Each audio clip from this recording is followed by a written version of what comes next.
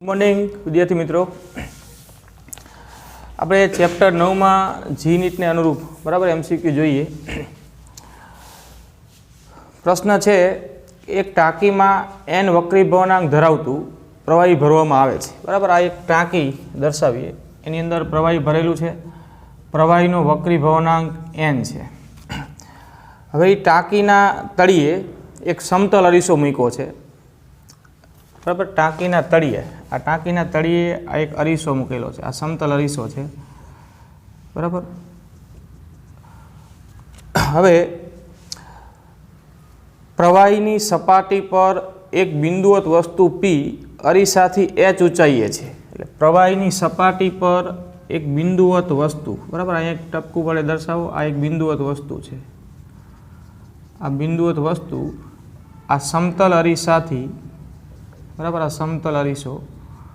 સમતલ અરીસાથી h ઊંચાઈએ છે. તો એનો અર્થ કે જો બિંદુવત વસ્તુ પ્રવાહીની સપાટી પર હોય તો અરીસાથી એ વસ્તુનું અંતર h જે આપેલું છે તો એ h એ જ પ્રવાહીની ઊંચાઈ પણ થશે. બરાબર, કેમ કે બિંદુવત વસ્તુ પ્રવાહીની સપાટી પર, અરીસો તળિયે છે, એટલે અરીસાથી આ બિંદુવત વસ્તુ h ઊંચાઈએ છે. એનો અર્થ કે ટાંકીમાં પ્રવાહી પણ h ઊંચાઈ સુધી ભરેલું છે. બરાબર, હવે એક અવલોકનકાર આ વસ્તુનું અને તેના પ્રતિબિંબનું ઉપરથી નીચે તરફ અવલોકન કરે છે. અહીંયા અવલોકનકાર છે. બરાબર, આ અવલોકનકાર અહીંયા છે. અહીંથી એ આ વસ્તુને P નામ આપી દઈએ અને વસ્તુનું આ અરીસા વડે જે પ્રતિબિંબ મળે એનું અવલોકન કરે છે. તો વસ્તુ અને એ વસ્તુના પ્રતિબિંબ વચ્ચેનું અંતર કેટલું? બરાબર, પ્રશ્ન આવો છે.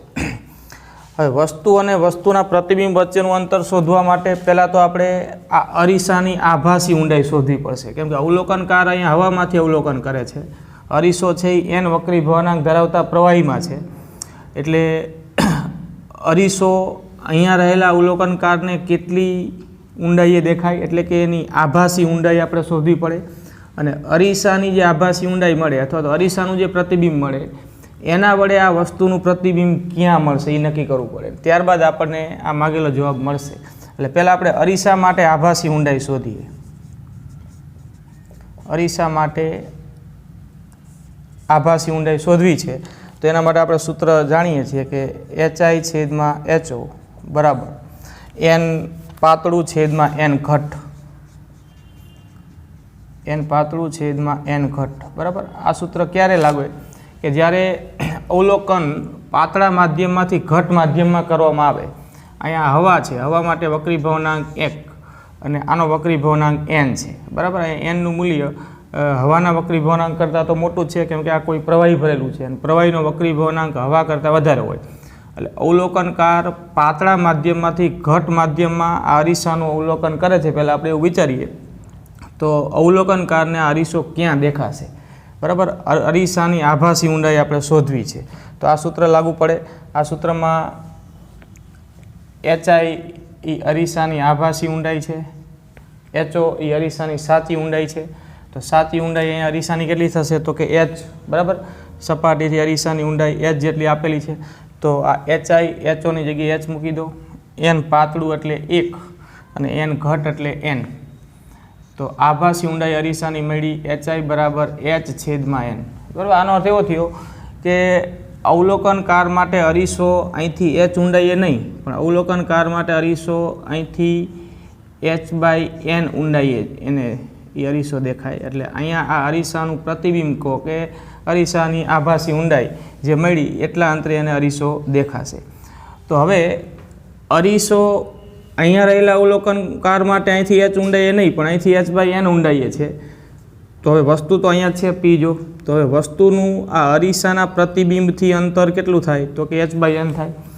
અરીસો સમતલ અરીસો છે, તો આ વસ્તુનું આ સમતલ અરીસા વડે જે પ્રતિબિંબ મળે, બરાબર, આપણે જાણીએ છીએ કે કોઈ પણ સમતલ અરીસો હોય તો સમતલ અરીસા વડે એની સામે મૂકેલું વસ્તુનું પ્રતિબિંબ એ વસ્તુ અહીંથી જેટલા અંતરે હોય એટલા જ અંતરે આમ પાછળ મળે. બરાબર, આ રીતે સમતલ અરીસાની સામે જેટલા અંતરે વસ્તુ મૂકી હોય એટલા જ અંતરે અરીસાની પાછળ એનું પ્રતિબિંબ મળે. તો આ અંતર u હોય તો આના પ્રતિબિંબ અરીસાની પાછળના ભાગમાં એટલા જ અંતરે મળે, તો અહીંયા ટૂંકમાં વસ્તુ અને અરીસા વચ્ચેનું કુલ વસ્તુ અને પ્રતિબિંબ વચ્ચેનું અંતર કુલ અંતર 2u થાય, બરાબર. સમતલ અરીસો છે માટે જેટલા અંતરે અરીસાની સામે વસ્તુ મૂકી હોય એટલા જ અંતરે અરીસાની પાછળ એનું પ્રતિબિંબ મળે. તો વસ્તુ અને પ્રતિબિંબ વચ્ચેનું કુલ અંતર 2u થાય. એવી જ વાત અહીંયા વિચારો કે આ અરીસો હવે અહીંયાના અવલોકનકાર માટે અહીંયા ગણાય કે જે સપાટીથી h/n અંતરે કે h/n ઊંડાઈએ છે. વસ્તુ આ સપાટી પર છે, તો આ વસ્તુનું આ અરીસાના પ્રતિબિંબથી અંતર h/n છે, જેના વડે આ બિંદુવત વસ્તુનું જે પ્રતિબિંબ મળશે એ આ અરીસાના પ્રતિબિંબની પાછળ એટલા જ અંતરે મળશે, એટલે કે h/n અંતરે, બરાબર, અહીંયા મળે. તો એનો અર્થ કે બિંદુવત વસ્તુ અને એ બિંદુવત વસ્તુના પ્રતિબિંબ p' વચ્ચેનું કુલ અંતર કેટલું થયું? અવલોકનકાર અહીંથી અવલોકન કરે તો h/n પ્લસ h/n, એટલે જવાબ થશે 2h/n, બરાબર. આ રીતે આ જે મળ્યું ને એ થયું અરીસાની આભાસી ઊંડાઈ, બરાબર. એટલે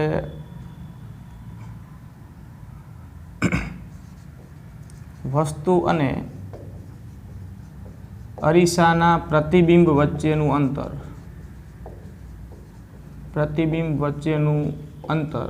h/n માટે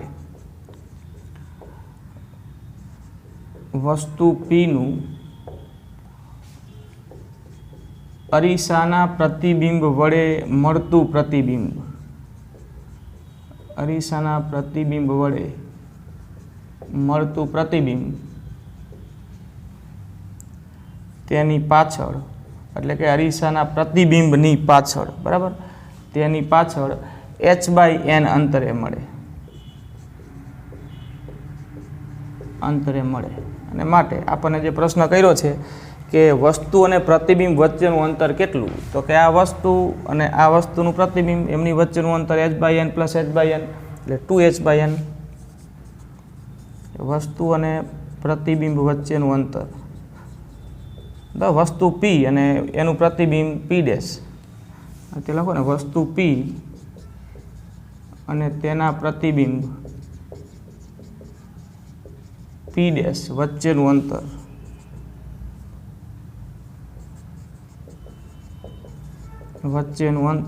h/n પ્લસ h/n, 2h/n જવાબ થાય, બરાબર. તો આ રીતે આપણે આ જવાબ આપી શકીએ. પહેલાં તો આપણે અરીસાનું પ્રતિબિંબ મેળવવું પડે, જે વસ્તુ આપી છે અરીસાના પ્રતિબિંબથી કેટલા અંતરે છે એ મળી જાય. પછી એ અરીસાના પ્રતિબિંબ મળે, આ વસ્તુનું પ્રતિબિંબ એટલા જ અંતરે એની પાછળ રચાય, એટલે આ h/n જવાબ શું થયો? 2h/n, બરાબર છે. બીજું જોઈએ, જો એક પ્રિઝમ માટે આપણે એક દાખલો જોઈએ. તમને એક આવો કાટકોણ પ્રિઝમ આપ્યો છે, આ રીતે કાટકોણ પ્રિઝમ છે, બરાબર. આ એક ખૂણો 90નો છે. તો આ એક કાટકોણ પ્રિઝમ આકૃતિમાં આપેલો છે અને એની પર બે કિરણો જે આપાત થયું છે, જે નિર્ગમન પામ્યું છે, એ પણ તમને દર્શાવ્યું છે. જેમ કે આ એક કિરણ આ પ્રિઝમ પર આ રીતે આપાત થયેલું દર્શાવ્યું છે. આ કિરણ 1, બરાબર. આકૃતિ તમને આપી દીધી છે આ મુજબ. આ કિરણ 2, બરાબર. આટલી વાત છે, આકૃતિ તમને આપી દીધી છે. આ કિરણ 1 અને આ કિરણ 2 આ આપાત થતું ને આ નિર્ગમન પામતું. તો પ્રિઝમના દ્રવ્યનો વક્રી ભવનાંક શોધો. પ્રિઝમના દ્રવ્યનો વક્રી ભવનાંક શોધો. પ્રિઝમના દ્રવ્યનો વક્રી ભવનાંક આટલી જ માહિતી પરથી તમારે શોધવો છે. તો શું કરશો? જો તો કે પહેલાં તો તમને અહીંયા આપેલ પ્રિઝમ વડે આ કિરણનું જે નિર્ગમન થાય છે આવા અર્થમાં, બરાબર, આવી રીતે જો. તો હવે પહેલાં આ બિંદુ વિચારો, આ કોઈ બિંદુને આપણે એ કહી દઈએ. તો આ બિંદુ એ પાસે આ કિરણ અહીંયા પહોંચ્યું, બરાબર. જો અહીંયા તો આમ 90ના કોણે જ દાખલ થયું છે, એટલે આપાત કોણ 0 થયો, એટલે વિચલન વગર સીધું જ આગળ વધ્યું છે. આ સપાટી પરથી એ કિરણ હવે પ્રિઝમના દ્રવ્યમાંથી બહાર નથી જતું, પણ અંદર ને અંદર એનું પૂર્ણ આંતરિક પરાવર્તન થાય છે. પૂર્ણ આંતરિક પરાવર્તન થાય તો પૂર્ણ આંતરિક પરાવર્તનની શરત આપણે જાણીએ છીએ કે બિંદુ એ પાસે આ પ્રિઝમની સપાટીને દોરેલો આ લંબ એ પાસે આ થયો આપાત કોણ અને આ થયો વક્રીભવન કોણ, બરાબર. તો અહીંયાથી કિરણ આ આપાત કોણ અને અહીંથી કિરણ આમ બીજા માધ્યમમાં વક્રીભૂત નથી પામતું, પણ એના જ માધ્યમમાં પૂર્ણ આંતરિક પરાવર્તન પામે છે. એટલે આપાત કોણ અને આ પરાવર્તન કોણ, બરાબર. આવું થાય. હવે આવું થાય ક્યારે? કોઈ કિરણ ઘટ માધ્યમમાંથી પાતળા માધ્યમમાં જવાનો પ્રયત્ન કરે અને એ ઘટમાંથી પાતળામાં ન જઈ શકે, એના જ માધ્યમમાં એનું પૂર્ણ આંતરિક પરાવર્તન થાય. આવું ક્યારે થાય? તો કે અહીંયા જે આપાત કોણ બને એ આપેલ ઘટ માધ્યમનો એટલે કે પ્રિઝમના દ્રવ્યનો હવાની સાપેક્ષ જે ક્રાંતિ કોણ બનતો હોય એ ક્રાંતિ કોણ જેટલું મૂલ્ય થાય અથવા એના કરતાં વધારે થાય ત્યારે જ એ કિરણનું એના જ ઘટ માધ્યમમાં પૂર્ણાંતરિક પરાવર્તન થાય. આ પૂર્ણાંતરિક પરાવર્તનની શરત છે, એનો ઉપયોગ આપણે કરીએ એટલે જવાબ મળશે. જો ખૂણાઓ વિચારો કે આ ખૂણો 90 થશે, બરાબર. આ ખૂણો 90 થશે અને આ ખૂણો આપેલો છે આપણને 45, બરાબર. આ ખૂણો પણ 45 છે. કાટકોણ પ્રિઝમ આ મુજબનો છે. તો આ 90 આ 45, તો આ ખૂણો પણ 45, તો આ ખૂણો પણ 45 થશે. આ ખૂણો પણ 45 થાય, બરાબર. હવે આ ખૂણો 45 થાય જે અહીંયા આપેલ કાચના પ્રિઝમનો હવાની સાપેક્ષ જે ક્રાંતિકોણ હોય એના જેટલો હશે તો જ એનું અહીંયા પૂર્ણ આંતરિક પરાવર્તન થયું હોય. આ હકીકત આપણે વાપરીએ તો પૂર્ણ આંતરિક પરાવર્તન માટે સૂત્ર આપણે જાણીએ છીએ ક્રાંતિકોણ અને વક્રીભવનાંક વચ્ચેનો સંબંધ તે sin c બરાબર 1/n. આ સૂત્ર વાપરી જવાબ મળી જાય, બરાબર. અહીંયા આપણે આટલી માહિતી આપી દઈએ કે બિંદુ એ પાસે પ્રકાશના કિરણનું પૂર્ણ આંતરિક પરાવર્તન થાય છે. પૂર્ણ આંતરિક પરાવર્તન થાય છે માટે બિંદુ એ પાસે આપાત કોણ બરાબર પરાવર્તન, આપાત કોણ બરાબર ક્રાંતિકોણ, આપાત કોણ બરાબર ક્રાંતિકોણ. ટૂંકમાં બિંદુ એ પાસેનો જે આપાત કોણ છે એ ક્રાંતિકોણ જેટલો અથવા એના કરતાં વધારે હોય, આપણે એને ક્રાંતિકોણ જેટલો લઈ લઈએ. તો અહીંયા બિંદુ એ પાસે આપાત કોણ આકૃતિની ભૂમિતિ પરથી 45 મળે. જો આ ખૂણો 90નો, આ ખૂણો 45, આ ખૂણો 45, તો પછી આ ખૂણો પણ કેટલો થાય 45, કેમ કે આ લંબ દોરેલો છે. તો આપાત કોણ 45 તો ક્રાંતિકોણ પણ 45, એટલે કે n બરાબર 45 અંશ. nની જગ્યાએ 45 મૂકો તો sin c બરાબર 1/45. ક્રાંતિકોણને આપણે c નામ આપ્યું છે ને, ક્રાંતિકોણ c બરાબર 45, એટલે c ની જગ્યાએ 45 મૂકો તો sin 45 બરાબર 1/n. તો n બરાબર 1/sin 45. sin 45ની કિંમત થાય 1/√2. તો n બરાબર 1/1/√2. તો n બરાબર √2, બરાબર. n જે આવ્યું એ આપેલ પ્રિઝમના દ્રવ્યનો વક્રીભવનાંક છે, એટલે nનું મૂલ્ય આપણને કેટલું મળ્યું √2, બરાબર. આ રીતે તો એકવાર ફરીથી જોઈ લઈએ. આ કાટકોણ પ્રિઝમ છે, પ્રિઝમના દ્રવ્યનો વક્રીભવનાંક ધારો કે n છે. તમને આટલું આપેલું છે, આ આપાત કિરણ 1 અને આ નિર્ગમન કિરણ 2. આપણે n શોધવું છે. તો આપાત કિરણ આ મુજબ છે, અહીંયા ખૂણો 90નો છે, આ ખૂણો 45 આપેલો છે, તો પછી આ ખૂણો પણ 45 થશે. આ બિંદુ એ પાસે કિરણ આપાત થઈને એના જ માધ્યમમાં પૂર્ણ આંતરિક પરાવર્તન પામે છે. આ એ પાસે સપાટીને દોરેલો લંબ છે, તો આ 45, આ 90, તો આ ખૂણો 45 થશે અને તેથી એ પાસેનો આપાત કોણ પણ કેટલો થશે 45. પૂર્ણ આંતરિક પરાવર્તનની શરત છે કે આપાત કોણ એ ક્રાંતિકોણ જેટલો થાય. તો બિંદુ એ પાસે પૂર્ણ આંતરિક પરાવર્તન થયું એટલે એ પાસેનો આપાત કોણ બરાબર ક્રાંતિકોણ. તો એ પાસેનો આપાત કોણ 45 છે, તો ક્રાંતિકોણ પણ કેટલો 45. હવે પૂર્ણ આંતરિક પરાવર્તન માટે આ સૂત્ર આપણે વાપરીએ કે sin c બરાબર 1/n, જ્યાં c ક્રાંતિ કોણ છે, c ની જગ્યાએ 45 મૂકી દો, બરાબર. એટલે આ રીતે આપણને n બરાબર √2 મળશે, જે આપેલ પ્રિઝમના દ્રવ્યનો વક્રીભવનાંક છે.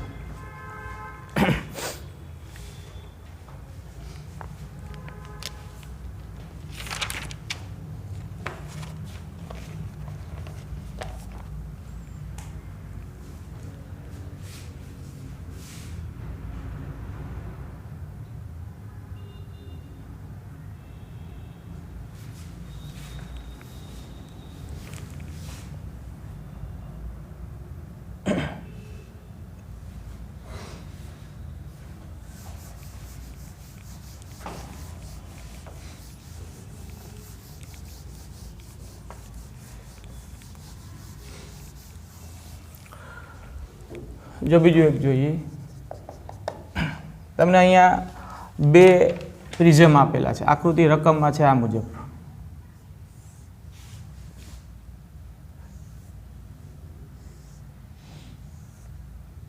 બરાબર. આ 2 પ્રિઝમ આ રીતે ગોઠવેલા છે આકૃતિમાં. એક પ્રિઝમને P1 કહી દો, બીજાને P2 કહી દો. આ પ્રિઝમ P1 છે અને પ્રિઝમ P2 છે, અને બંને પ્રિઝમની આ ગોઠવણીમાં આ પહેલા પ્રિઝમનો પ્રિઝમ કોણ 4 અંશ છે, બીજા પ્રિઝમનો પ્રિઝમ કોણ 3 અંશ છે, બરાબર. આ રીતે બેના પ્રિઝમ કોણ આપ્યા છે, અને આ 2 પ્રિઝમને આવી રીતે ગોઠવી અને સંયુક્ત રીતે વિચલન વગર વિભાજન કરવા માટે આનો ઉપયોગ કરવામાં આવે છે, બરાબર.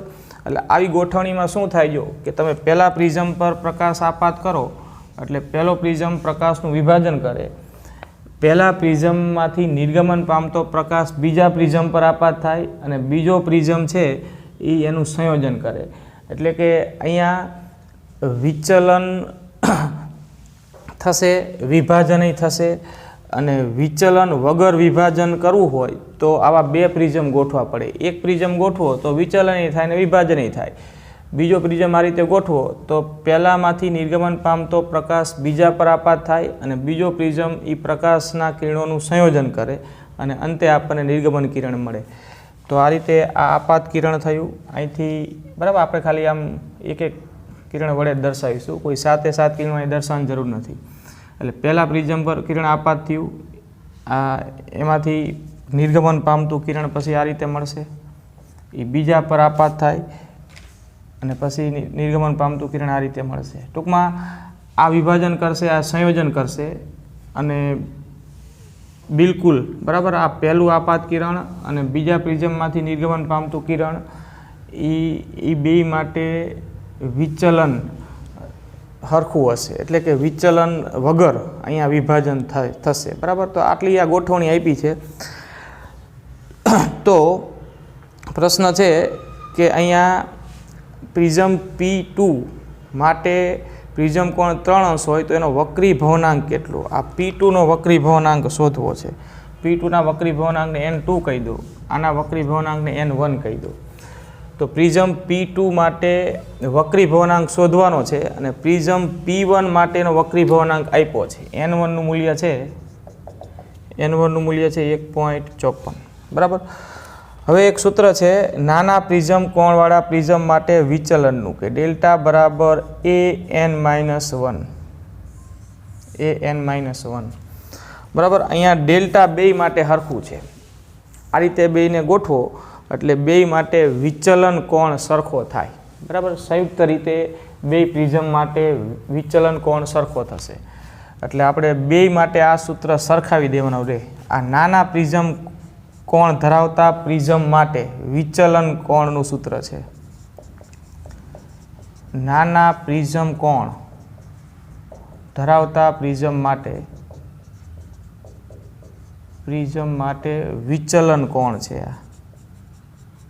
બરાબર. આ સૂત્ર આપણે વાપરીએ તો બે માટે ડેલ્ટા સમાન છે. તમને રકમમાં કહી દીધું છે કે બંને માટે વિચલન સમાન છે. વિચલન સમાન હોય એટલે આપણે આ સૂત્ર બે પ્રિઝમ માટે સરખું ગણી શકીએ. સરખાઈ દો. જો તો પહેલા માટે લખીએ તો પહેલાનો પ્રિઝમ કોણ A1 n1 -1, બીજા માટે a2 n2 -1, બરાબર. અહીંયા a એટલે પ્રિઝમ કોણની સંજ્ઞા છે, તો આનો પ્રિઝમ કોણ આ a1 બરાબર અહીંયા 4 અંશ છે, a1 બરાબર 4 અંશ અને a2 બરાબર 3 અંશ છે. તો અહીંયા આપણે મૂકી દઈએ અને n1 1.54 છે એટલે n2 મળી જશે, બરાબર. તમને રકમમાં જ કહી દીધું છે કે આ રીતે બે પ્રિઝમની સંયુક્ત ગોઠવણી કરો તો વિચલન વગર વિભાજન થાય છે. વિચલન વગર વિભાજન થાય છે એટલે બે માટે વિચલન કેવું થયું? સરખું. એટલે આપણે હરખાઈ દીધું, બરાબર.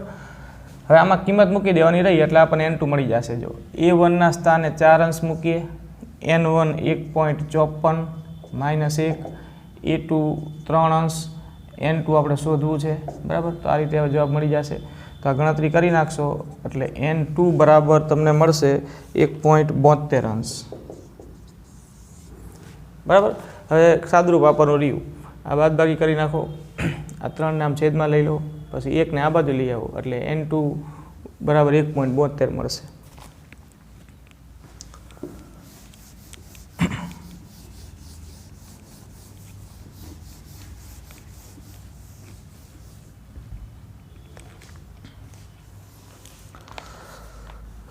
પ્રિઝમ માટે એક જોઈએ બીજું.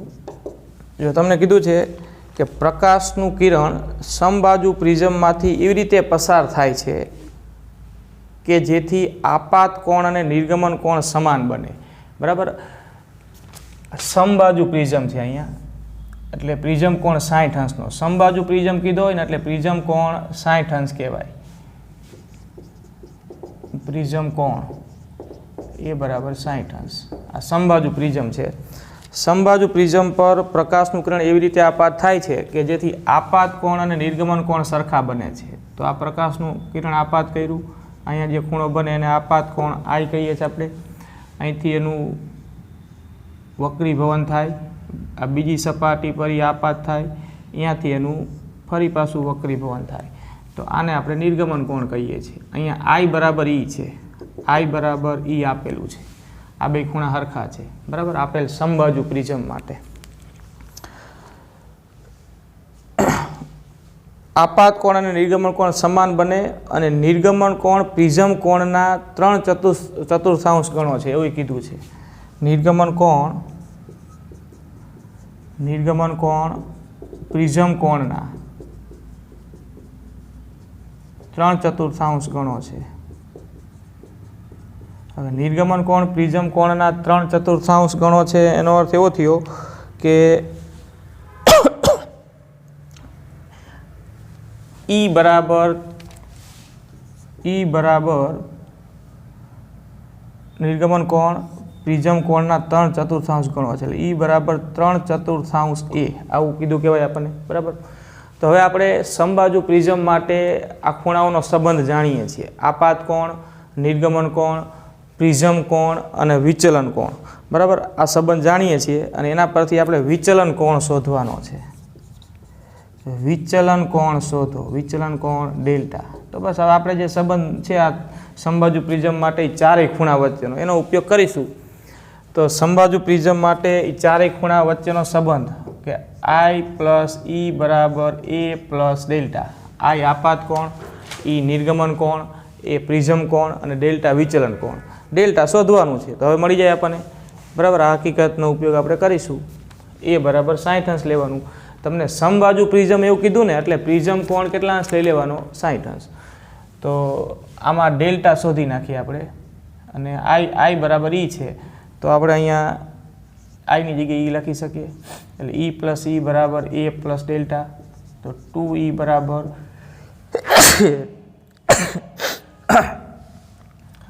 A પ્લસ ડેલ્ટા, બરાબર.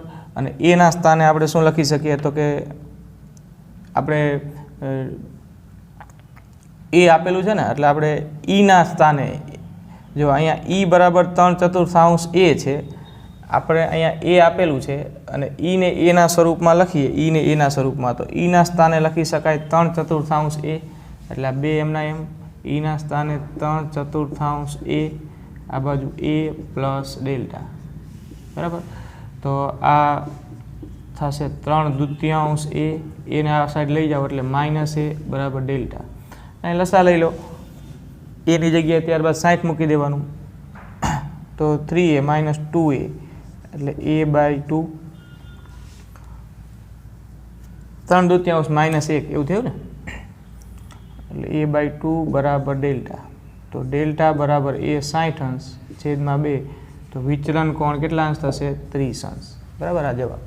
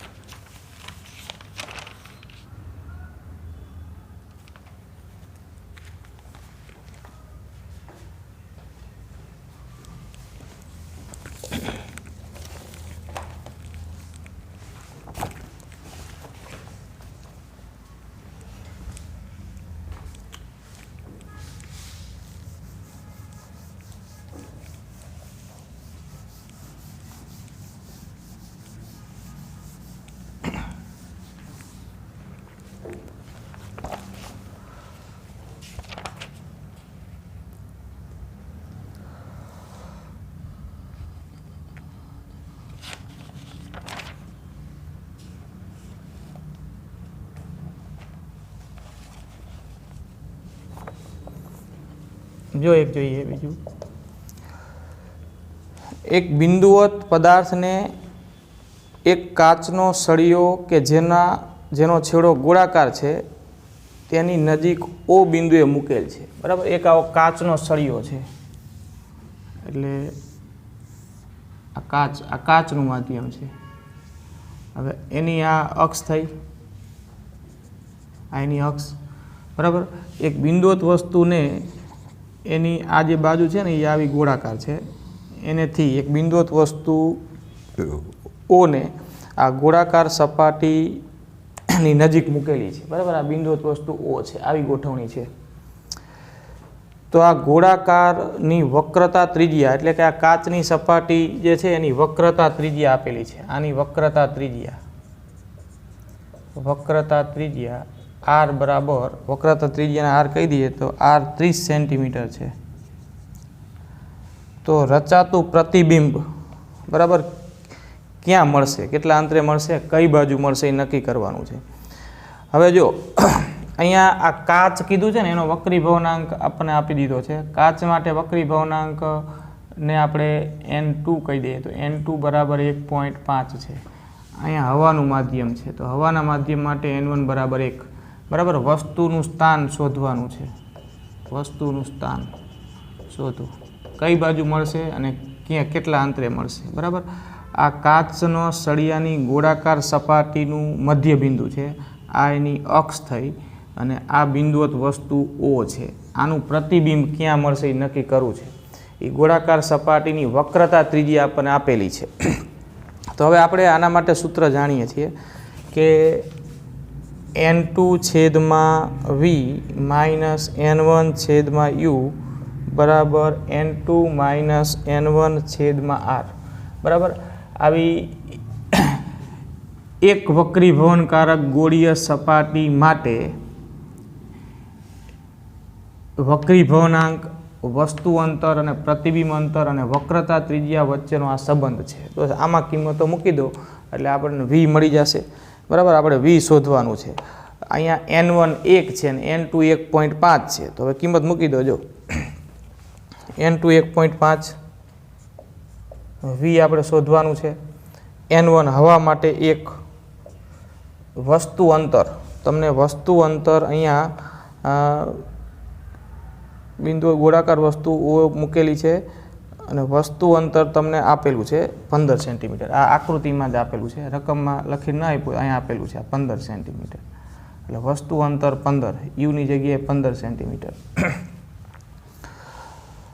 અને આ બાજુ n2 માઇનસ n1, તો 1.5 માઇનસ 1 છેદમાં વક્રતા ત્રિજ્યા 30 છે, બરાબર. તો હવે તમે આ ગણતરી કરી નાખો એટલે v મળી જશે. v 30 સેન્ટીમીટર મળશે અને ડાબી બાજુ મળશે, બરાબર. અહીંયા સંજ્ઞા પદ્ધતિ પ્રમાણે v જે છે એ આપાત પ્રકાશની વિરુદ્ધ દિશામાં મળે, આપાત પ્રકાશની વિરુદ્ધ દિશામાં, તો ડાબી બાજુ ગણાશે, बराबर। એટલે આગળ જવાબ મેળવી લો આ કિંમતો મૂકીને।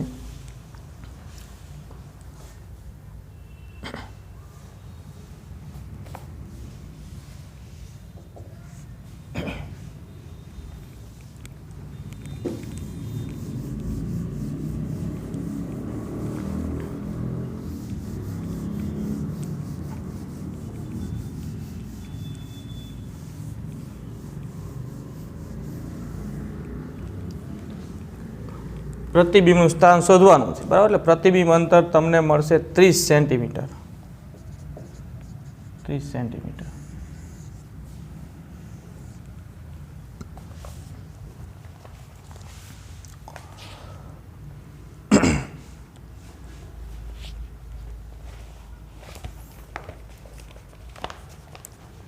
जवाब आगळ जोईए।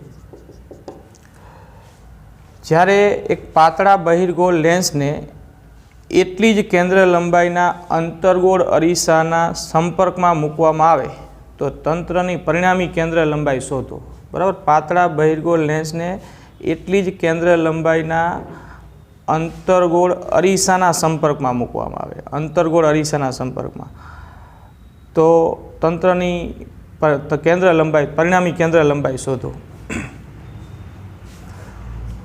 हवे वात आवी थई जो एक पातळो बहिर्गोळ लेंस, आ पातळो बहिर्गोळ लेंस है। हवे पातळा बहिर्गोळ लेंस ने एटली ज केंद्र लंबाई धरावता अहींया एटली ज केंद्र लंबाई धरावता अंतर्गोळ लेंसना सॉरी अरीसाना नहीं पातळा बहिर्गोळ लेंस ने एटली ज केंद्र लंबाई धरावता अंतर्गोळ लेंसना बे लेंस ज छे आ रीते छे। पातळा बहिर्गोळ लेंस ने एटली ज केंद्र लंबाई धरावता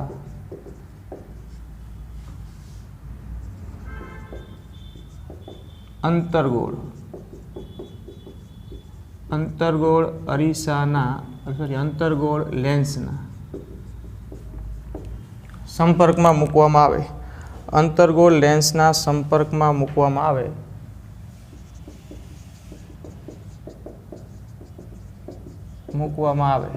तो तंत्रनी परिणामी केंद्र लंबाई शोधो।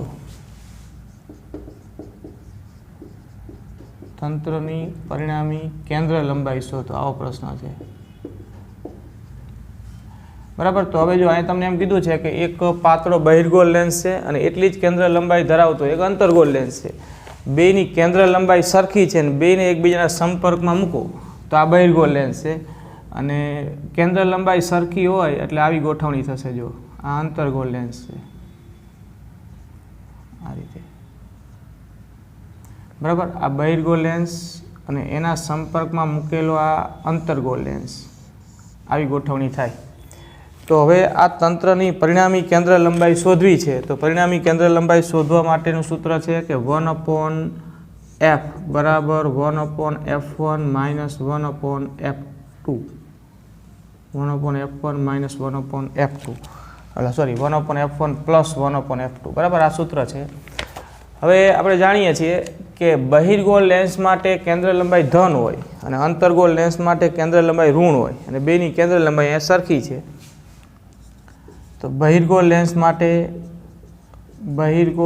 માટે f1 બરાબર પ્લસ f અને અંતર્ગોળ લેન્સ માટે f2 बराबर माइनस f बराबर।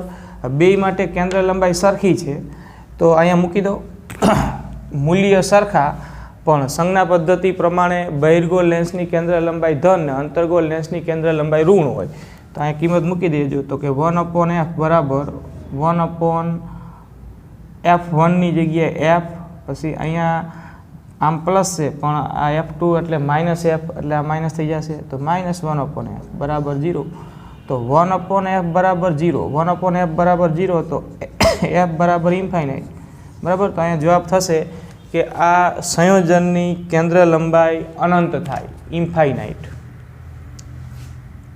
बराबर। एटले संयोजननी केंद्र लंबाई એફ બરાબર ઇન્ફાઇનાઇટ અનંત.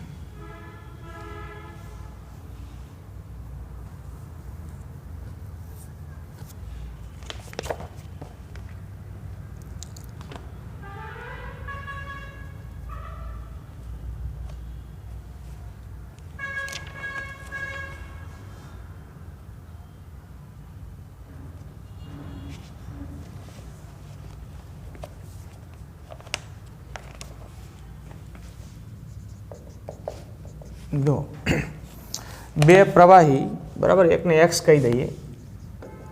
બે પ્રવાહી એક્સ અને વાયમાં પ્રકાશની તરંગ લંબાઈ, બે પ્રવાહી છે એક્સ અને વાયમાં પ્રકાશની તરંગ લંબાઈ, પ્રકાશની તરંગ લંબાઈ 3500 એંગસ્ટ્રોમ અને 7000 એંગસ્ટ્રોમ છે બરાબર. એટલે એક્સ પ્રવાહીમાં તરંગ લંબાઈ 3500 એંગસ્ટ્રોમ અને વાય પ્રવાહીમાં તરંગ લંબાઈ પ્રકાશની 7000 એંગસ્ટ્રોમ છે બરાબર. ત્યારે એક્સની વાયની સાપેક્ષ વાયનો ક્રાંતિ કોણ કેટલો એવો છે પ્રશ્ન બરાબર. એટલે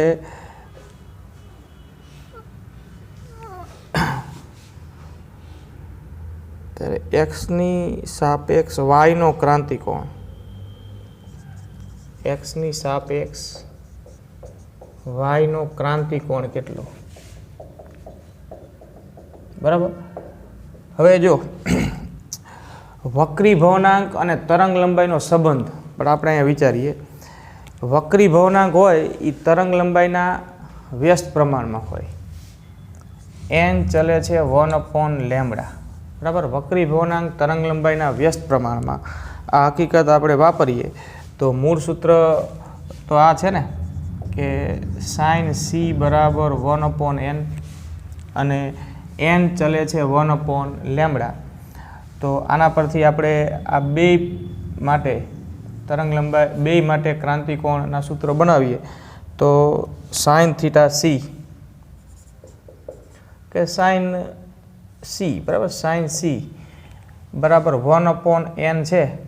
તો સાઇન સી બરાબર આપણે શું શોધવાનું છે જો તો કે એક્સની સાપેક્ષ વાયનો ક્રાંતિકોણ શોધવાનો છે. તો એક્સની સાપેક્ષ વાયનો ક્રાંતિકોણ શોધવા માટે સૂત્ર થશે સાઇન સી બરાબર લેમડા ઘટ છેદમાં લેમડા પાતળું. આ એક સીધું સૂત્ર આપણે આ સંબંધ પરથી લખી શકીએ. તો સાઇન સી બરાબર લેમડા ઘટ એટલે તરંગ લંબાઈ જો આ 3500 એંગસ્ટ્રોમ છે અને આ 7000 છે. લેમડા ઘટ એન ચલે છે 1 લેમડા છે, તો જે ઘટ માધ્યમ હોય અહીંયા તરંગ લંબાઈ ઓછી હોય, જે પાતળું માધ્યમ હોય અહીંયા તરંગ લંબાઈ વધારે હોય. તો લેમડા ઘટ લખ્યું અહીંયા ઘટ માધ્યમ થયું અને અહીંયા તરંગ લંબાઈ ઓછી એટલે 3500 અને લેમડા પાતળું 7000. બરાબર. તો આ જવાબ થશે 1/2 અને સાઇન સી બરાબર 1/2, તો સી બરાબર કેટલા અંશ? તો કે 30 અંશ. બરાબર. આ જવાબ.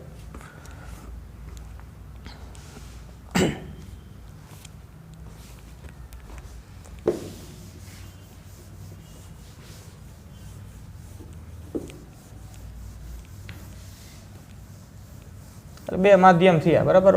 માધ્યમ એક્સ અને માધ્યમ માધ્યમ એક્સ ને માધ્યમ વાય. તો અહીંયા એક્સની સાપેક્ષ વાયનો ક્રાંતિકોણ શોધવો છે. તો આપણને તરંગ લંબાઈ પરથી ક્રાંતિકોણ શોધવો હોય એક માધ્યમનો બીજા માધ્યમની સાપેક્ષ, તો મૂળ સૂત્ર તો આપણે આ જાણીએ છીએ કે સાઇન સી બરાબર 1/n અને એન છે એ તરંગ લંબાઈના વ્યસ્ત પ્રમાણમાં હોય.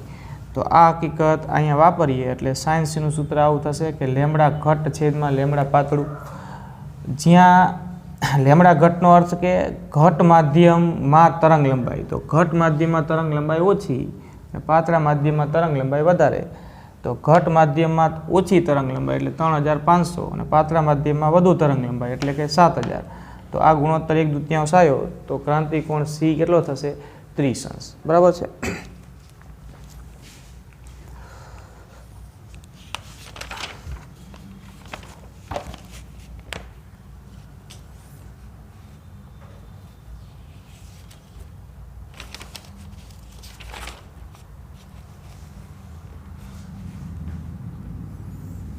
જોઈએ. પહેલા માધ્યમમાં પ્રકાશનો વેગ v1 અને બીજા માધ્યમમાં વેગ v2, ત્યારે પહેલા માધ્યમની સાપેક્ષ બીજા માધ્યમનો વક્રીભવનાંક કેટલો? બરાબર. જો પહેલા માધ્યમમાં વેગ v1, બીજા માધ્યમમાં વેગ v2. બરાબર. બે માધ્યમમાં વેગ આપેલા છે. તો પહેલા માધ્યમની સાપેક્ષ બીજા માધ્યમનો વક્રીભવનાંક શોધો. પહેલા માધ્યમની સાપેક્ષ બીજા માધ્યમનો વક્રીભવનાંક, બીજા માધ્યમનો વક્રીભવનાંક કેટલો? તો આપણે સૂત્ર જ છે આ, તો સીધું જાણીએ છીએ. બરાબર. કે n21 પહેલા માધ્યમની સાપેક્ષ બીજા માધ્યમનો વક્રીભવનાંક n21 બરાબર n2/n1. આ સૂત્ર છે. બરાબર. હવે જ્યાં n2 એટલે બીજા માધ્યમનો નિરપેક્ષ વક્રીભવનાંક, n1 એટલે પહેલા માધ્યમનો નિરપેક્ષ વક્રીભવનાંક. તો જ્યાં n2 બરાબર, જો nનું મૂળ સૂત્ર તો n બરાબર c/v છે, n બરાબર c/v. બરાબર. તો આ સૂત્ર પરથી આપણે n2 બરાબર લખી શકીએ c/v2, n1ની જગ્યાએ લખી શકીએ c/v1. તો n21 બરાબર n2ના સ્થાને c/v2 અને n1ની જગ્યાએ c/v1, n બરાબર c/v પરથી. તો n21 બરાબર c/v2 અને v1/c. આ c કેન્સલ થઈ જાય. તો n21 માધ્યમ 1ની સાપેક્ષ માધ્યમ 2નો વક્રીભવનાંક વેગના સંદર્ભમાં આ રીતે મળશે કે v1/v2. બરાબર. આ જવાબ v1/v2.